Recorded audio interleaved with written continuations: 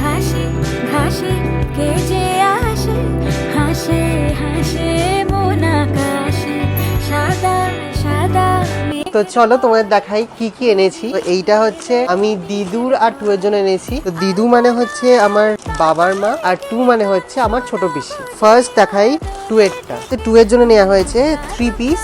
এটা ওড়না, এটা পিসটা, প্যান্ট এখানে আছে, তার সাথে ম্যাচিং করে আমার হাতে বানানো গয়না। এটা হচ্ছে কানের, এইটা হচ্ছে হারের সেট। চলো এবার দিদুরটা দেখাই। এইটা হচ্ছে দিদুর জন্য নিয়েছি, ঠাকুমা যাকে বলে, আর আমি দিদু বলে ডাকি ছোটবেলা থেকে।